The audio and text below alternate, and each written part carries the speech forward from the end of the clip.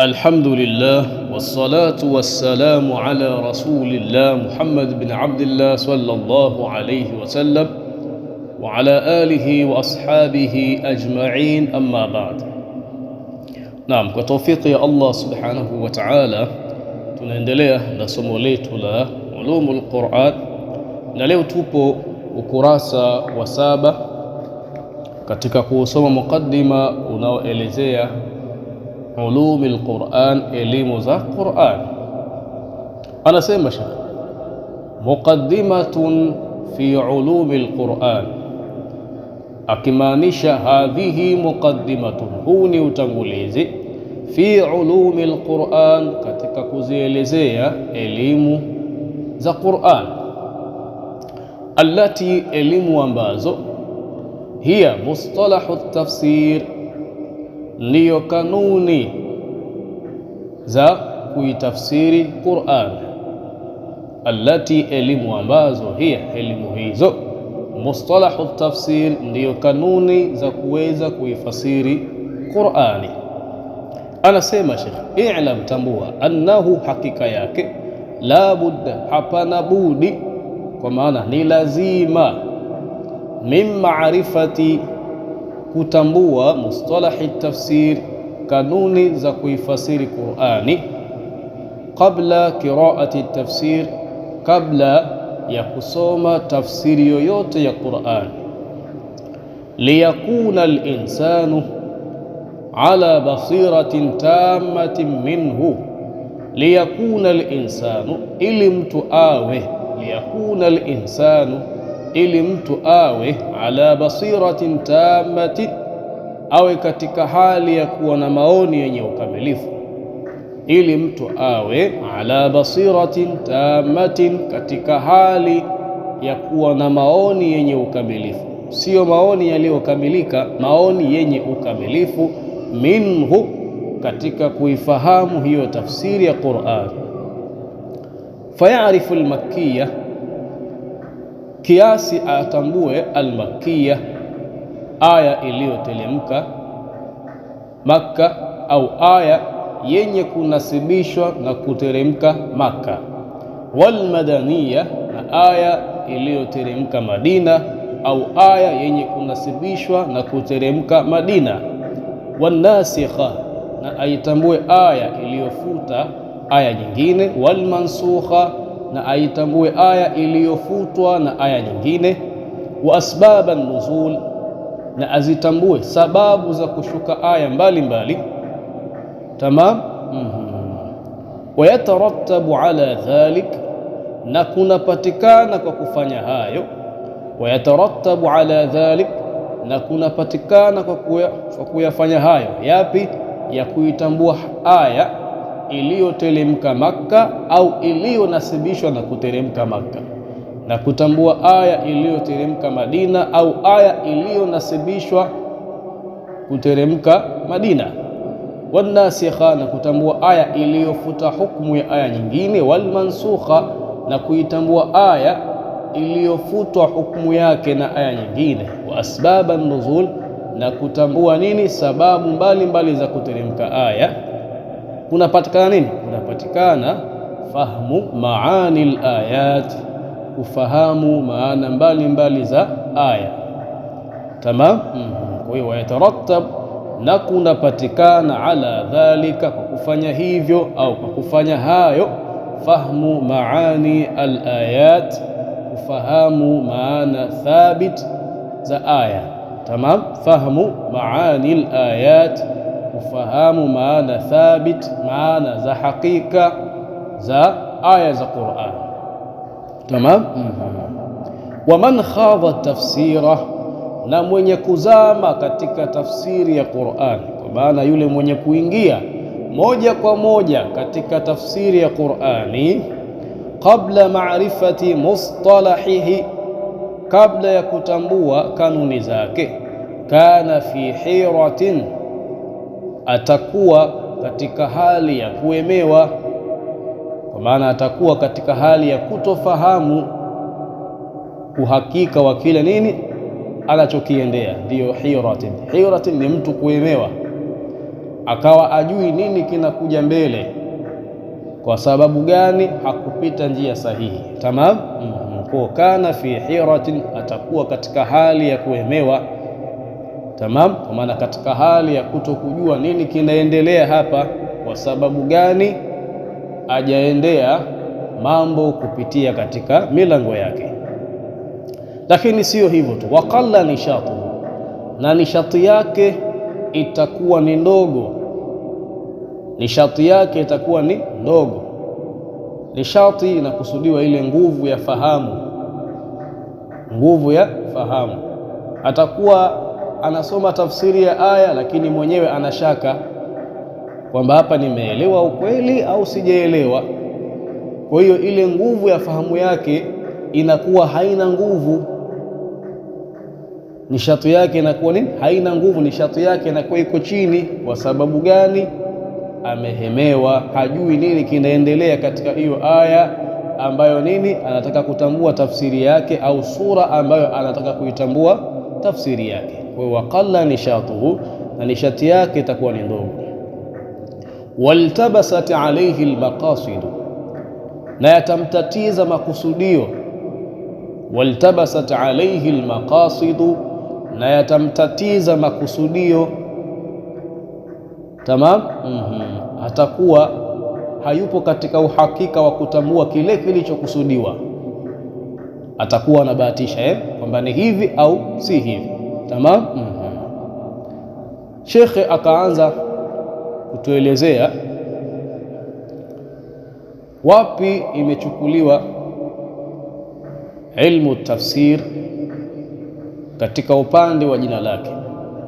Anasema ilmu tafsir, elimu ya tafsiri, kwa maana jina la kuitwa elimu hii kuwa ni elimu ya tafsiri, huwa maakhudhun min qawlihim, jina hilo limechukuliwa katika kusema kwao, fassartu shay'a, nimekibainisha kitu fulani, idha bayantahu, pindi utakapokibainisha kitu hicho. Tamam. Mtu anayesema fassartu shay'a, kwa maana amekibainisha. Tamam. Kwa hiyo wewe unaposema fassartu shay'a, bimaana bayantahu, umekibainisha. Wasummiya alilmu almadhkuru tafsiran, na imeitwa hii elimu iliyotajwa hapo nyuma tafsiran, kuwa ni elimu ya tafsir. Liannahu, kwa sababu elimu hiyo, yubayinu alqur'ana, inaibainisha Qur'an, wa yuwadhihuhu, na inaiweka wazi. Liannahu, kwa sababu elimu hiyo, yubayinu alqur'ana, inaibainisha Qur'an, wa yuwadhihuhu, na inaiweka wazi Qur'an. Tamam. Na kuna tofauti kati ya tafsiri na tarjama. Tafsiri ni kufasiri neno la lugha fulani kwa lugha yake, ni kufasiri neno la lugha fulani kwa lugha yake. Mfano wake kufasiri Kiarabu kwa Kiarabu, hiyo ni tafsiri. Lakini pia kufasiri Kichina kwa Kichina, hiyo ni tafsiri. Lakini pia kufasiri Kiswahili kwa Kiswahili, pia nayo ni tafsiri. Tamam. Kisha tarjama ni kufasiri lugha fulani kwa lugha nyingine, kama namna ambavyo tunafanya sisi hapa. Tunasoma Kiarabu kisha tunakifanyia tarjama. Kwa nini? Kwa lugha ya Kiswahili. Na tarjama na tafsiri, mtu anaelewa zaidi kupitia tarjama kuliko kupitia tafsiri. Ina maana gani? Ina maana yule mtu ambaye atafundishwa kitabu hichi kwa lugha ya Kiarabu huenda asielewe zaidi kuliko yule mtu ambaye anafundishwa kitabu hichi kwa kufasiriwa kwa lugha, kwa kufanyiwa tarjama kwa lugha yake. Yaani Mwarabu anapofundishwa kitabu hicho kwa lugha ya Kiarabu anaweza asielewe zaidi, asifungukiwe zaidi kama namna ambavyo unaelewa wewe na unafungukiwa wewe. Tamam. Kwa hiyo Tukiacha tafsiri, pia mtu anahitajia tarjama, anahitajia mtu afahamishwe kile kitu kilichofasiriwa kwa lugha yake. Kwa hiyo tafsiri ni kulibainisha tamshi fulani, yani tamshi la lugha fulani kwa lugha yake, na tarjama ni kulibainisha tamshi la lugha moja kupitia lugha nyingine. Tamam. Kwa hiyo ndiyo tofauti kati ya tafsiri na tarjama, na kama tulivyosema kwamba mtu anaelewa zaidi kwa tarjama. Kwa hivyo utaona kwamba wale wanaofundishwa Kiarabu kwa Kiarabu, na ndio uhakika upo hivyo, hawafahamu zaidi kama unavyofahamu wewe, kwa sababu wewe utafundishwa Kiarabu, pengine shekhe atafanya tafsiri, kwa maana atabainisha tamshi analokufundisha kwa lugha ya Kiarabu, kisha atakupa na tarjama, kwa maana atakubainishia tamshi lile pia kwa lugha yako ya Kiswahili. Wewe utaelewa zaidi kuliko kijana wa Kiarabu aliyefundishwa kitabu hicho kwa Kiarabu. Kwa hiyo sisi ambao tunafundishwa kwa mfumo wa tarjama tuna uwezo wa kufahamu zaidi hivi vitu kuliko wale wenzetu wanaofundishwa kwa lugha ya Kiarabu, na ndio uhakika upo hivyo. Tofauti ni kwamba wenzetu wa Arabu wana juhudi katika haya mambo kuliko sisi, lakini sisi tunagewa msingi mkubwa wa ufahamu kuliko wao. Wao wanafundishwa Kiarabu tu, na pengine sehemu nyingine hata hazibainishwi, kwa maana hazifanyiwi tafsiri, hawatafsiriwi kwa Kiarabu, Kiarabu kwa Kiarabu kila neno, lakini wewe unafanyiwa tarjama ya kila tamshi na kila uslubi. Wewe una nafasi kubwa ya kufahamu kuliko yule anayefundishwa kwa Kiarabu, lakini juhudi ndo ndogo, juhudi ndiyo ndogo. Wenzetu wa Arabu wana juhudi kubwa katika uwanja wa ilmu kuliko sisi, hilo liko wazi. Kwa hiyo ndio tofauti kati ya tafsiri na tarjama. Akaendelea kusema wa hadduhu, na taarifu ya elimu ya tafsiri. Hapo juu ametufahamisha elimu ya tafsiri katika upande wa jina lake, limetolewa wapi, asili yake ni ipi, ni kama ilivyobainishwa. Tamam. Kisha hapa chini anatueleza elimu ya tafsiri kwa upande wa taarifu yake, kwa maana utambulisho wake, inatambulika ni elimu, yani inatambulika kuwa ni elimu ya namna gani, ni elimu ipi. Tamam. Tunasema wahadduhu, na taarifu ya elimu ya tafsiri, huwa ilmu, ni elimu ambayo yubahathu fihi, hubainishwa, fihi, kupitia elimu hiyo. Huwa ilmu, ni elimu ambayo yubahathu, hubainishwa. Bahatha yabhathu, ni mtu anatumia njia ili kubaini kitu fulani, ndio tunaita upekuzi, upekuzi, au tunaita utafiti. Yale ni yote mtu anafanya ili afikie kubaini kitu fulani. Kwa hiyo maana yake ni kubainishwa hapa. Kwa huwa ilmu, ni elimu ambayo yubahathu, hubainishwa, fihi, kupitia elimu hiyo, an ahwali alqur'ani alkarim, hubainishwa kuhusiana na hali za Qur'ani tukufu. Maana elimu ambayo hubainishwa kupitia elimu hiyo kuhusiana na hali za Qur'ani tukufu. Min jihati nuzulihi, katika upande wa kuteremka kwake. Kama kijihi, kama kubainishwa zile aya zilizoteremka Makka au zenye kunasibishwa na kuteremka Makka, au madaniyihi, au kubainishwa zile aya zilizoteremka Madina au zinazonasibishwa na kuteremka Madina. Wa nahwihi, na mfano wake, kwa maana na mfano wa hayo. Kasanadihi, kama kubainishwa sanadi ya Qur'ani, wa adaihi, na usomwaji wa Qur'ani, wa alfadhihi, na matamshi ya Qur'ani. Tamam. Wa maanihi, na maana za matamshi ya Qur'ani, au na maana za Qur'ani. Tamam. Muda mwingine mtu anaweza kawa hataki maana ya tamshi, anataka kufahamu maana ya aya, ile aya nzima imezungumzia nini, na hiyo aya ndio Qur'ani yenyewe. Tamam. Kwa maanihi, sasa pale katika alfadhi, kwa maana upande wa maana, maana za matamshi au maana za baadhi ya matamshi ambayo hayako wazi ndani ya Qur'an. Na hapa katika maani, kwa maana maana ya Qur'ani nzima, iwe ni katika upande wa tamshi, iwe ni katika upande wa aya, au iwe ni katika upande wa sura. Tamam. Kwa sababu gani? Kwa sababu muda mwingine mtu anakuwa ameshaelewa tamshi lakini hajaelewa maana iliyokusudiwa katika aya fulani. Tamam. Ndio kuna almantuq na almafhum. Tamam. Kwa maanihi na maana za Qur'an almutaalliqati, wao inatifia katika ile kafu ya aljar wa tashbih. Tamam. Kwa hiyo almutaalliqati, maana zilizofungamana bil ahkam, na hukumu za kisheria, wa ghairi dhalik, na mengineyo, wa ghairi dhalik, na mengineyo. Wa maudhuuhu, na maudhui ya elimu ya tafsiri, kwa maana malengo ya elimu ya tafsiri imewekwa kwa malengo gani? Kalamullahi azza wa jalla. Maudhui ya elimu ya tafsiri ni maneno ya Mwenyezi Mungu, kwa maana elimu ya tafsiri imewekwa ili kubainisha maneno ya Mwenyezi Mungu ambayo ni Qur'an. Tamam.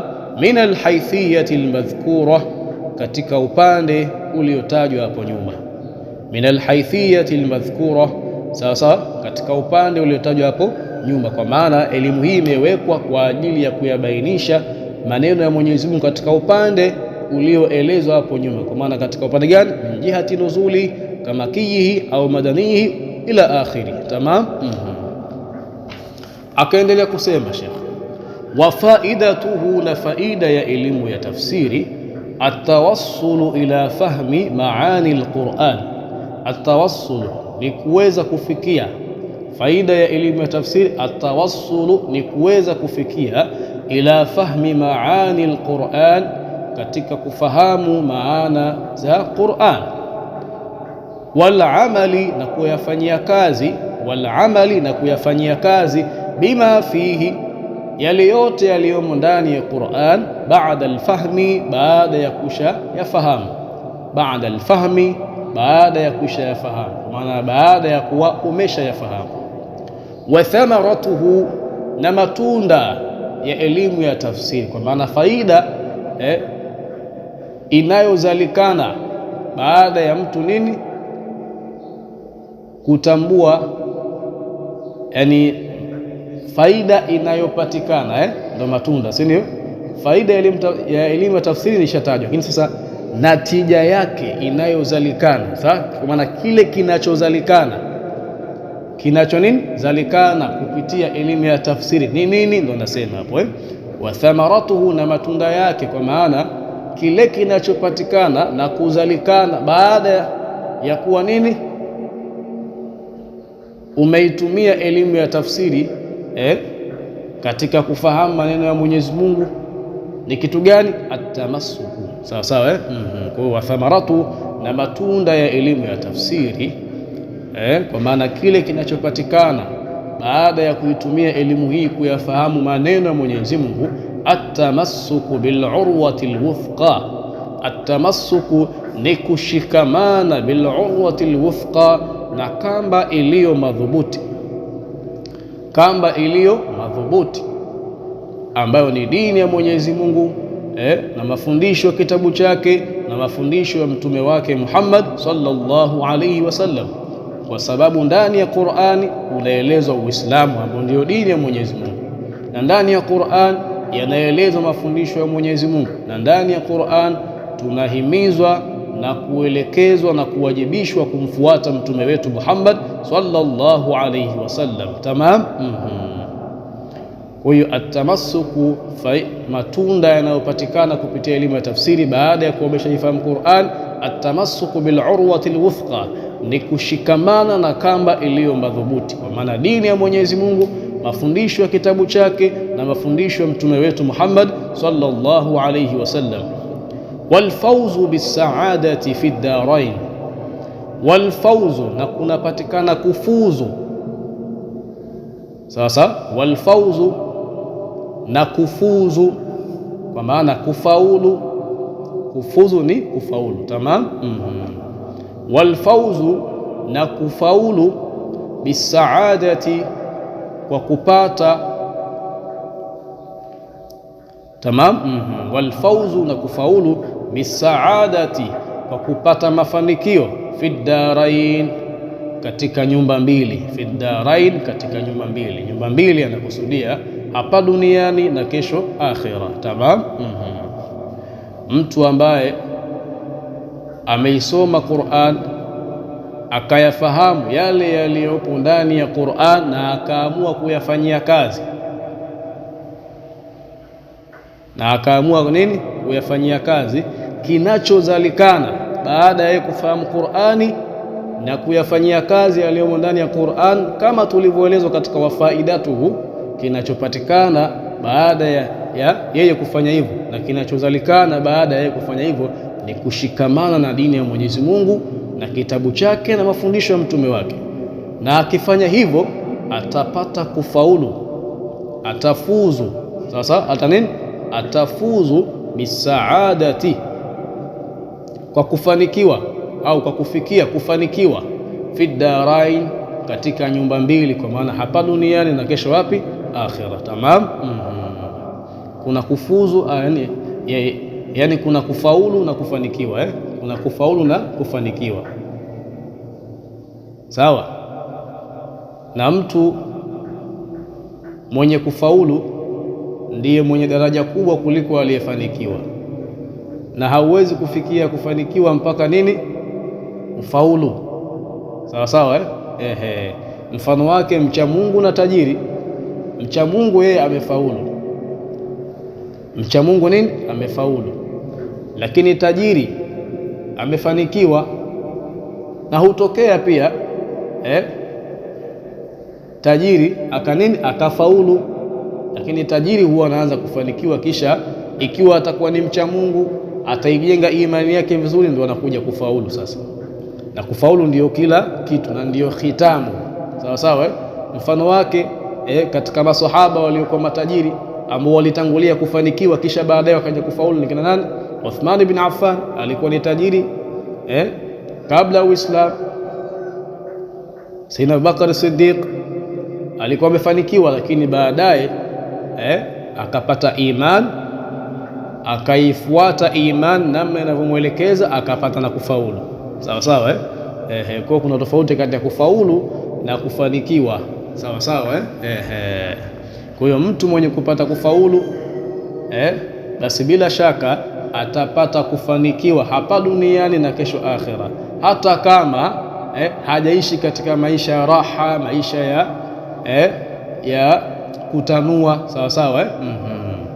Lakini mtu aliyefanikiwa kidunia anaweza kafanikiwa kidunia, lakini yakawa asifaulu hapa duniani na kesho akhira, kwa sababu kufaulu duniani ni kufanya yale ambayo unatakiwa uyafanye na kuacha yale ambayo hautakiwi kuyafanya. Ukifanya hivyo unakuwa umefaulu duniani, na ukifaulu duniani ndio umeshafaulu wapi? Akhira. Sababu ad-dunya mazra'atu al-akhirah wal-akhirah la mazra'ata lah. Dunia ndiyo mashamba ya kuvuna, ndiyo mashamba ya kupanda. Dunia ndiyo shamba. Sasa dunia ndiyo shamba la kupanda yale ambayo utaenda kuyavuna kule akhira. Na akhira hakuna shamba kule ni kuvuna tu, sawa sawa. Kwa kuna tofauti kati ya kufaulu na kufanikiwa. Mtu akipata kufanikiwa huenda asipate kufaulu, lakini aliyepata kufaulu ameshapata kufanikiwa. Ndiyo maana ya maneno walfauzu bisaada fi ddarain, na kufaulu bisaadati, kwa kufikia kufanikiwa, fi ddarain, katika nyumba mbili hizi, akikusudia dunia na akhira. Wawadhiuhu, na mwekaji wa elimu hii, Allahu Ta'ala, Mwenyezi Mungu mtukufu, wa nabiyuhu, na mtume wake alayhi salatu wassalam, rehma na amani ziwe juu yake. Fahuwa ilmun, basi hiyo elimu ya tafsiri ni elimun ilahiyun, ni elimu yenye kunasibishwa kwa Allah subhanahu wa ta'ala. Nabawiyun, na ni elimu yenye kunasibishwa kwa mtume wetu Muhammad sallallahu alayhi wasallam. Tamam. Na uhakika wa hali ni kwamba Allah subhanahu wa ta'ala ndiye mwekaji wa kila elimu. Allah ndiye mwekaji wa kila elimu. huwa wadhi'un lilulumi kulli, yeye ndiye mwekaji wa elimu zote, kwa sababu kuna tofauti kati ya alkashfu wal insha'u. Al-insha'u ni kuanzisha jambo, wa Allahu au wallahu subhanahu wa ta'ala wallahu subhanahu wa ta'ala huwa munshi'ul khalq, naye Allah ndiye mwanzilishi wa viumbe wote, kwa maana yeye ndiye muumbaji wa viumbe wote. Na elimu hizi za kibinadamu zote ni makhluq. Elimu hizi za kibinadamu zote ni makhluq, zote ni viumbe vimeumbwa katika bongo za watu na katika vifua vya watu. Kwa hiyo kuna alkashfu wal insha. Sasa insha inaegemezwa kwa Allah subhanahu wa ta'ala na alkashfu kuvumbua inaegemezwa kwa wanadamu. Mfano wake Imamu na Shafi'i, yeye ndiye mvumbuzi wa elimu ya usulul fiqh na ndiye mvumbuzi wa elimu ya mukhtalaful hadith. Sawa sawa. Sasa mwekaji wa elimu hiyo ni nani? Huwa Allah. Wallahu subhanahu ni nani? Ni Allah subhanahu wa ta'ala. Tamam. Kwa hiyo Allah subhanahu wa ta'ala huwa wadhi'u kulli al-ulum, yeye ndiye mwekaji wa elimu zote. Sawa sawa. Yeye ndiye mwekaji wa elimu zote, hata kama itasemwa kwamba wadhi'u liilmin kadha huwa fulani, hata kama atasema mwekaji wa elimu fulani ni mtu fulani, hiyo inakuwa ni katika upande gani? Upande wa majazi.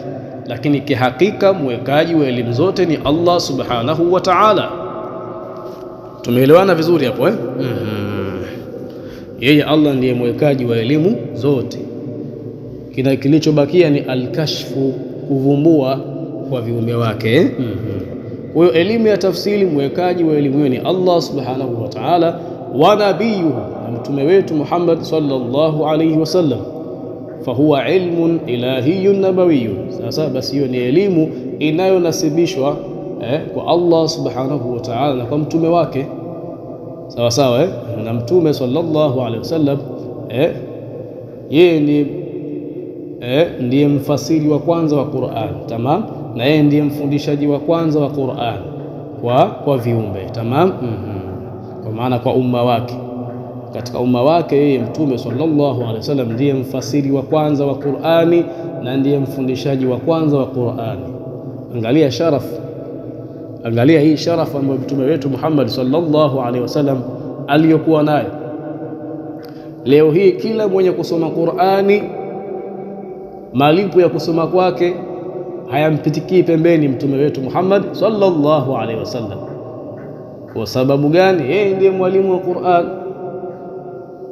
Kwa hiyo yeye ndiye mbora wetu kuliko wote. Khairukum man ta'allama al-Qur'an wa 'allama.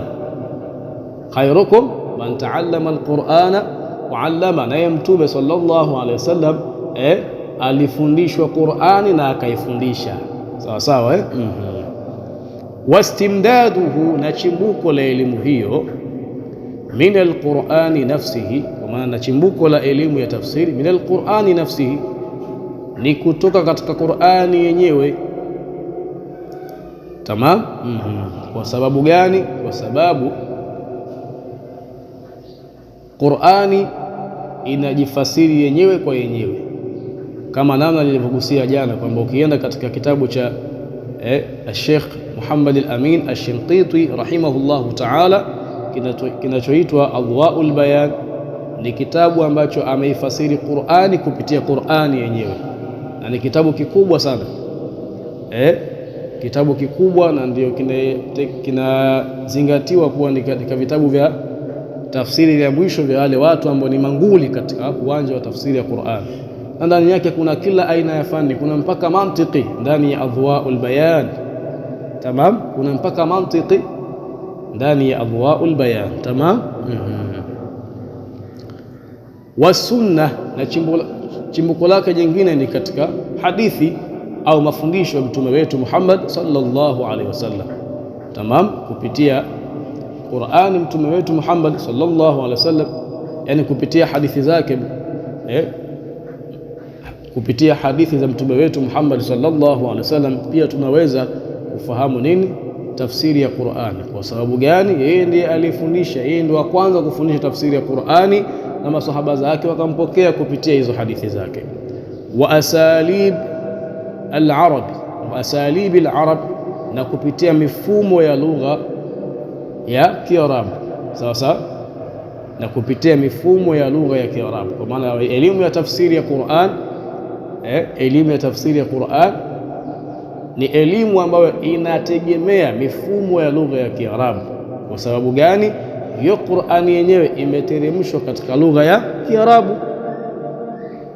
Kwa hiyo ili uifahamu Qur'ani, ili uifasiri Qur'ani, unatakiwa uwe na ala, uwe na zana za nini, za lugha ya Kiarabu. Balagha iwepo, sarfa iwepo, nahau iwepo, na elimu nyingine, ilmu rasmi. Yani elimu ya Qur'ani inahitajia elimu nyingi sana.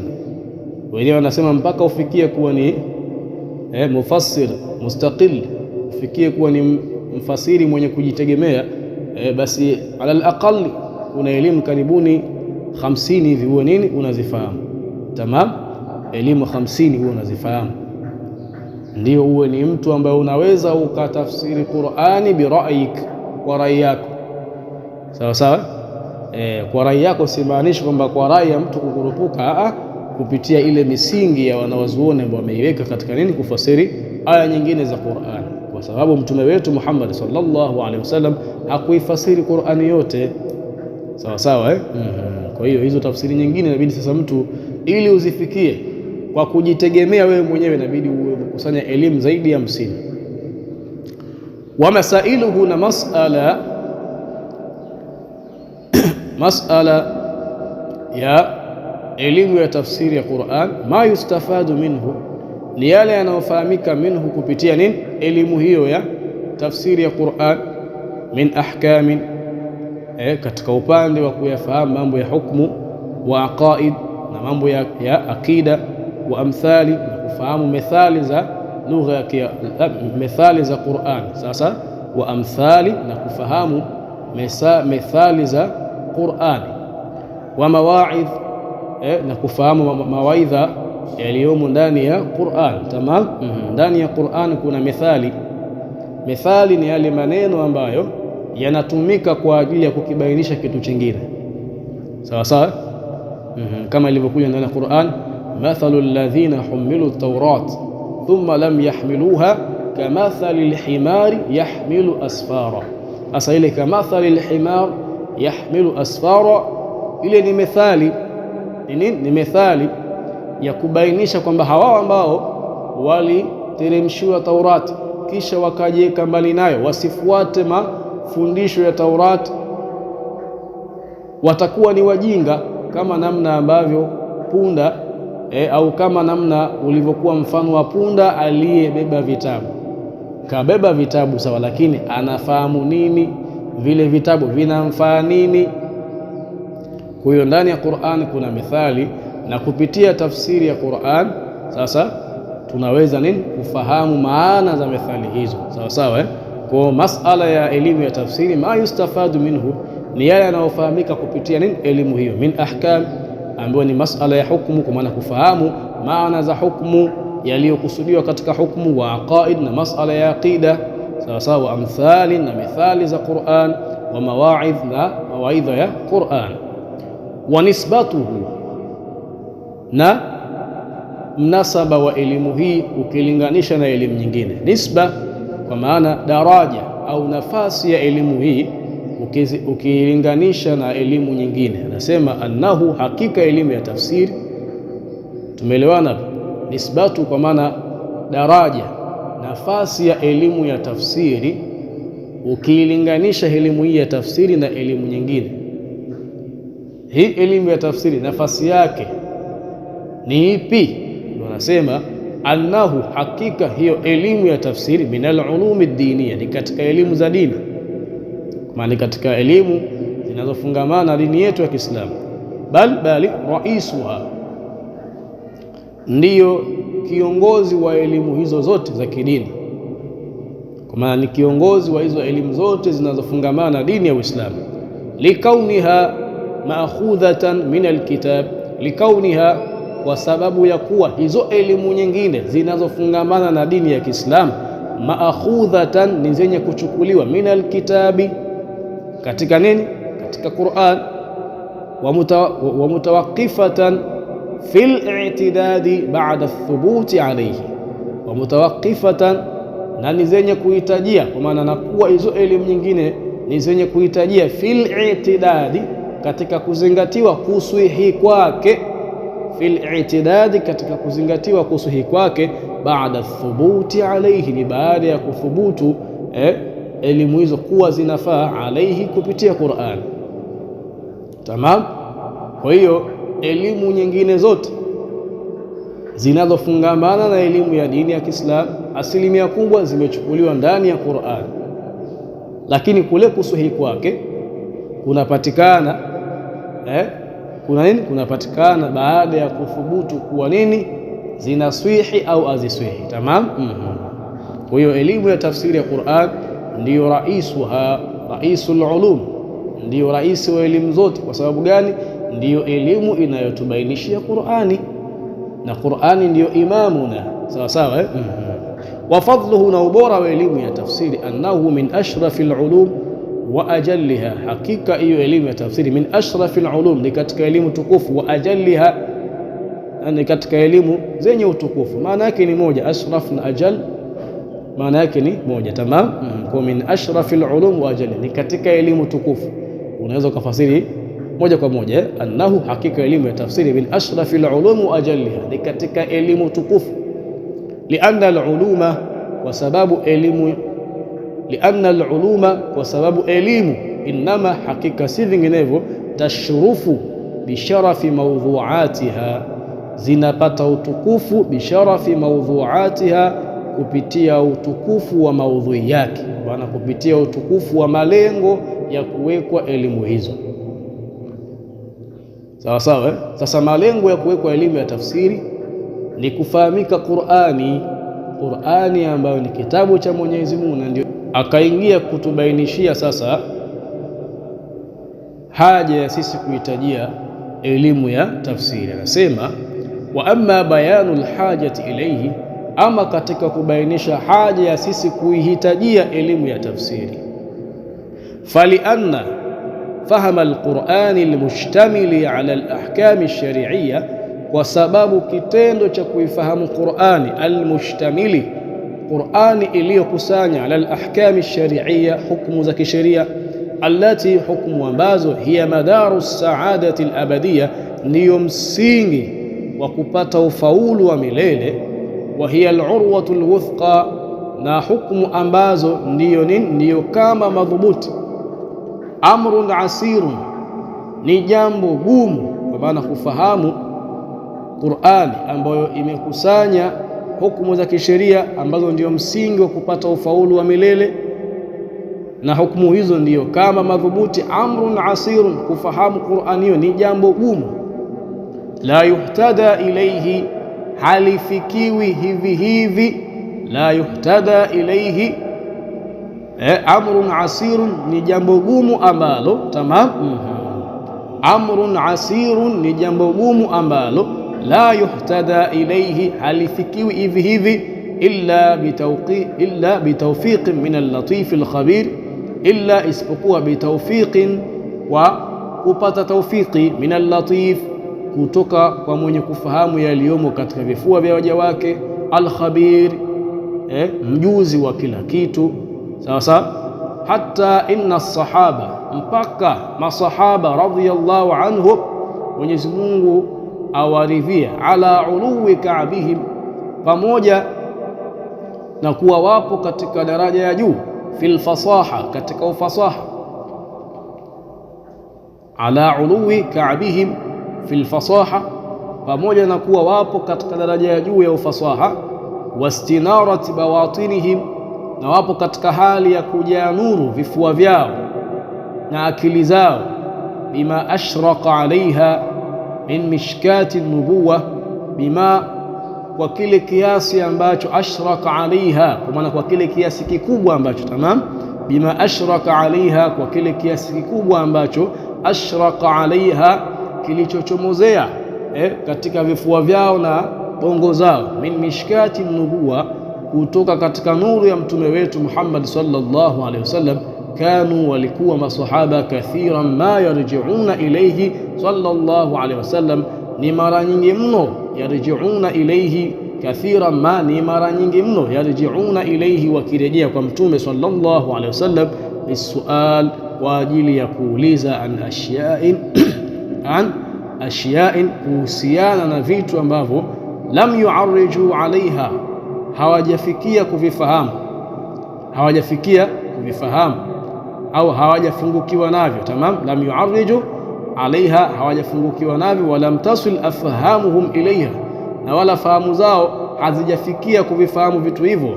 Kama waqa'a li Adi ibn Hatim, kama ilivyotokea kwa Adi ibn Hatim, fil khayt al-abyad, katika nini? Kufahamu al-khayt al-abyad wal aswad na al-aswad.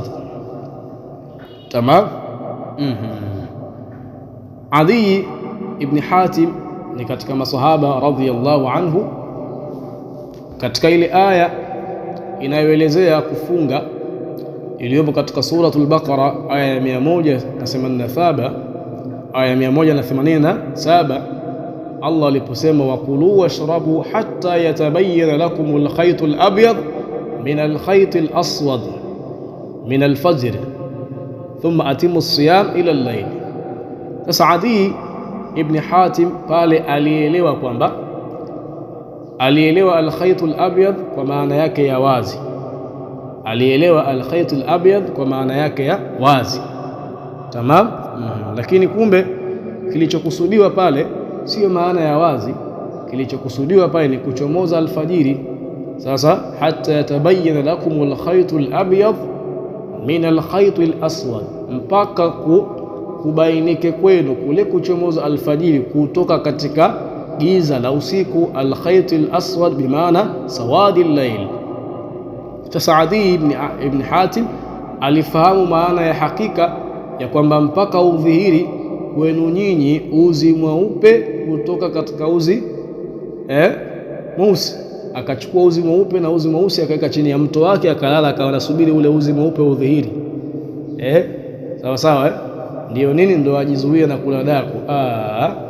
Kumbe hakuwa ameelewa nini kwa usahihi. Sasa na kupitia hili jambo tunafahamu kwamba majazi, mambo ya balagha, ni mambo ambayo yanafungamana na elimu na elimu ya tafsiri. Sasa ni ajabu kuona watu wanapinga mambo kama haya, kwamba eti majazi hayapo kwenye Qur'an. Mtume alimfundisha kwa maana kilichokusudiwa sio hicho, ni hivi. Sawa sawa, Kwa hiyo wala shaka, na wala hakuna shaka, anna kwamba kasisi muhtajuna ila ma kanu muhtajina ilayhi wa ziyadata. Sasa wa ziyadata. Kwa hiyo wala shaka, na wala hakuna shaka, anna kwamba kasisi muhtajuna ila ma, ni wenye kuhitajia kile ambacho kanu, walikuwa masahaba, muhtajina ilayhi, walikuwa wakihitajia, wa ziyadatin, na zaidi ya hicho. Tamam. Kwa hiyo haja ya sisi kusoma elimu ya tafsiri ni kubwa. Kwa sababu gani? Kuifahamu Qur'ani ambayo imekusanya hukumu za kisheria, hukumu ambazo ndiyo msingi wa kupata ufaulu wa milele. Hauwezi kuswali mpaka ufahamu swala yako, kufunga mpaka ufahamu funga yako. Yote hayo huwezi kufahamu mpaka nini? Uyafahamu. Na utayafahamu vipi ikiwa Qur'ani ufahamu? Sasa kufahamu Qur'ani ambayo imekusanya vitu hivi ni jambo gumu sana, jambo gumu ambalo halifikiwi isipokuwa kwa taufiki ya Allah subhanahu wa ta'ala. Sasa mpaka maswahaba pamoja na kuwa wapo katika daraja ya juu ya ufahamu na ufasaha, lakini pia wapo katika daraja ya juu ya kujaa nuru vifua vyao na bongo zao, kwa maana akili zao, kwa sababu ya kile kiasi kikubwa kilichowachomozea cha nuru ya mtume wetu Muhammad sallallahu alaihi wasallam. Lakini ni mara nyingi mno, kathira ma kanu, kathira ma, walikuwa ni mara nyingi mno, yarjiuna ilayhi sallallahu alaihi wasallam, walikuwa wakirejea kwa mtume kumuuliza yale yaliyowatatiza. Sawa sawa. Kwa hiyo sisi je, tunahitajia zaidi kuifahamu elimu ya tafsiri ili tuweze kuifahamu Qur'ani na tuweze kuyafahamu yale yaliyokusudiwa ndani ya Qur'an. Leo tutaishia hapa, wa ila huna ntahi. Alkamalu lillah wal ismatu lil anbiya wan naqsu lana wa hadha. Assalamu alaykum wa rahmatullahi wa barakatuh wal afwa minkum.